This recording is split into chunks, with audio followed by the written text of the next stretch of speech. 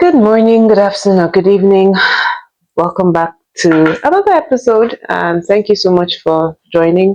For those of you who have liked, shared, subscribed, reached out, thank you, thank you, thank you, thank you. I really do appreciate you and appreciate the support.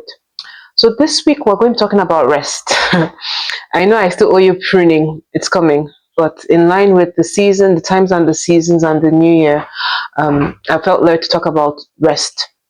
And something about rest is when you look at plants, is plants actually pause to absorb sunlight and replenish their roots. So when you now think about rest or the notion of rest, the question really comes with more like, is rest, actual rest, built into the rhythm of my life? And before we proceed, let's just go with our scripture, which is our anchor base, and it's from Matthew 6:31, which says, He said to them, Come with me, we'll go to a quiet place to be alone. There we will get some rest. And that was Jesus speaking. So it just shows that Jesus also values the idea or the notion of rest. Now, when you now look at the idea of rest and look at in the world, and you find out rest is often overlooked in a world that prizes constant productivity. It is more or less go, go, go, go, go, do, do, do, do, do. But as gardeners, we understand that plants cannot grow without periods of quiet replenishment. The soil needs time to absorb nutrients, the root needs time to spread deeply. Likewise, our bodies, our minds, and our spirits require intentional pauses to just replenish. Rest is not a luxury, it's a necessity that strengthens our connection to God and ourselves, allowing us to live our life to its fullest. And when we're talking about likening it to planting, I'm going to come from rest in two angles. And that's going to be like the daily rest and also periodic rest. And when you think about daily rest is not about stopping productivity or not stopping about growth. It's just allowing a little time to settle. When you plant and you pour water into your plant, the water doesn't absorb everything instantly. It takes time. It just rests. It takes the time to just absorb things. And that is how life is. We need regular times to actually pause, to process, recover, and stabilize. Without these moments, your effort continues, but the depth is lost. Now, with the idea of daily rest just creates space for clarity, steadiness, sustainable growth, and allows us to keep going as opposed to feeling burned out. And when you look at it, like when you're going the idea of practical examples, as I was talking about before, let's even leave the idea of the plants. You have tools, for example. After each use of a tool, you'll clean the tools and keep them aside till the next day you come and use the tool. So the tool is actually also enjoying some time of rest. And that really helps the tools to last a lot longer. So it's just the idea of rest. And it's not the idea of, oh, when I finish this or when I finish that. You can actually try to build in periods of rest within your days because it actually benefits. The second idea in terms of rest, when you're looking at the gardening, is also rest between seasons. Now, I'll go from both sides. You have perennials, for example. Okay, let's go with rest between seasons. So rest between seasons allows for growth to completed work. It's like after periods of sustained effort, longer rest provides the distance needed to reflect on what has been produced and release what has been replenish what has been depleted. This kind of rest is not reactive or forced, it is intentional and restorative. So let's now go with the gardens. For example, you go with perennials and you go with non-perennials. At least perennials. Perennials are plants that you, like strawberries which are growing this year, but plants that you plant once and every year they come up and then after the season they die and then they come up. So you just plant once, nurture, and then they continue yielding fruit for life. So with perennials, after they finish their harvest of producing fruits, they die above the ground. But beneath the surface, their roots remain alive and staying strong for future growth. When you're gardening, you don't rush this process. You don't go and uproot the roots during your off season or during that period of time. So that's the idea with how you're looking with people. Sometimes you need longer periods of rest, and that comes in the form of vacations or intentional breaks between major efforts. just which allows strength to rebuild and replenish. So, as I said, two angles. You're going with one, daily rest, and you're going with two, seasonal rest. Daily rest comes in the notion of periodic breaks during the day, maybe 15 minutes to 30 minutes a day for me time, i.e., just for me to do something. And then you now come in terms of the periodic rest. That's more of the vacations, staycations, long weekends, and those kind of things. So, I'll be sharing 5 steps to embracing periods of rest. And step one is to identify the type of rest you need. Determine whether you're lacking daily recovery or seasonal recovery. Now, with daily fatigue, it often shows up as irritability, lack of focus, or physical tension. While seasonal fatigue appears as loss of motivation, chronic exhaustion, or a sense of being stuck after a prolonged effort.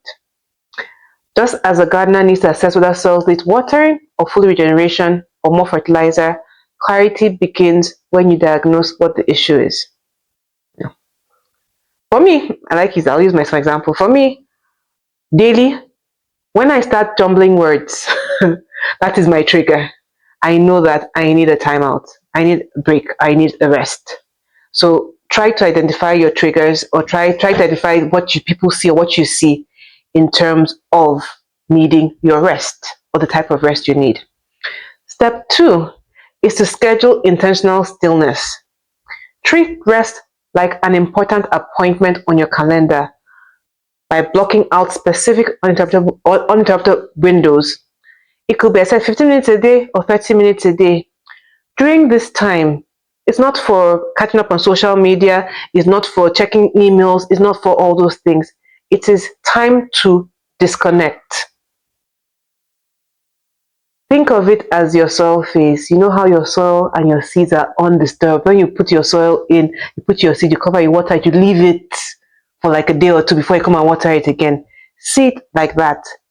This is more like distraction-free pauses to recharge and thrive. Try to just let go and be still and just enjoy rest with not thinking about anything, what next you need to do and all. Step three is more in terms of long periods. That's honor post-harvest rest.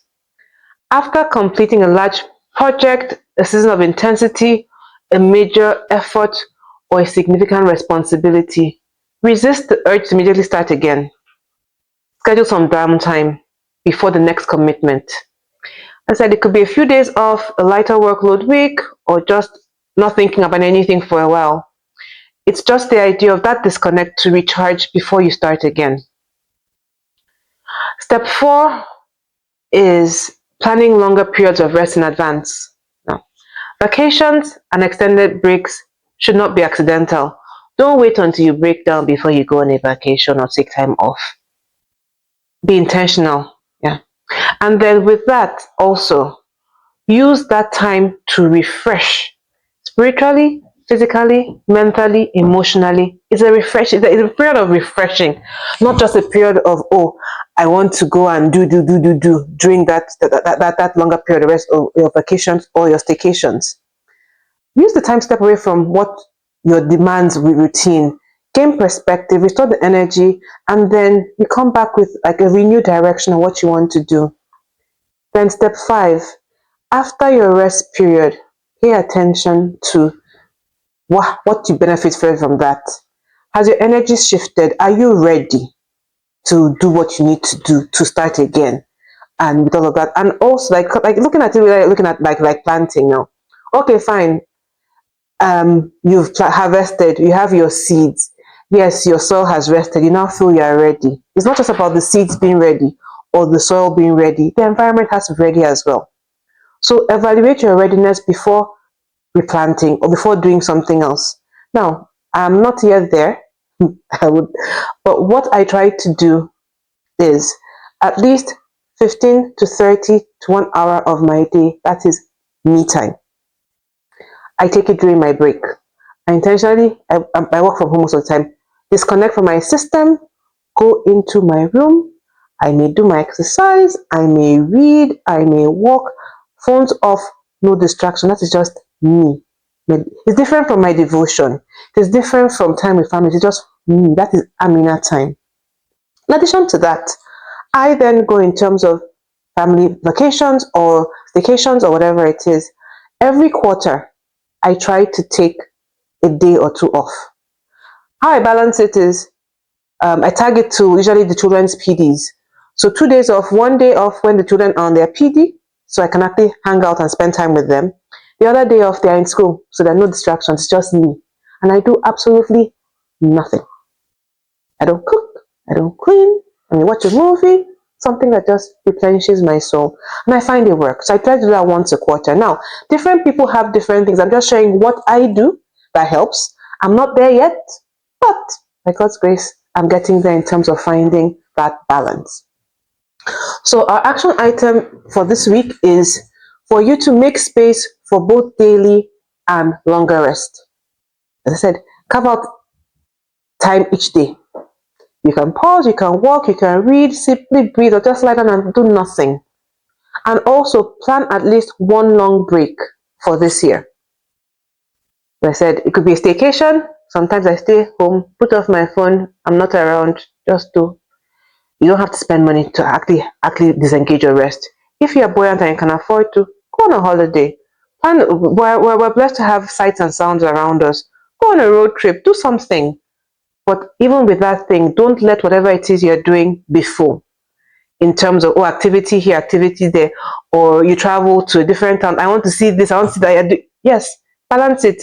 By the time you go to a different town, you've gone to see every day of your holiday, you're checking here, jumping here, doing this, doing that. When you come back, you will not necessarily be as rested as you should be. There is a popular scripture, but I got it from a different version. And it's from, I think, the Message. It just goes, Matthew 11:20-30. Are you tired, worn out, burned out on religion? Come to me, get away with me, and you'll recover your life. I'll show you how to take a real rest. Work with me and work with me. Watch how I do it. Learn the unforced rhythms of grace. I won't lay anything heavy or ill-fitting on you. Keep company with me and you'll learn to live freely and lightly. And those were Jesus' words. So the idea here is be in constant communion with God and understand that, as he said, he would not lay anything heavy or ill-fitting on you.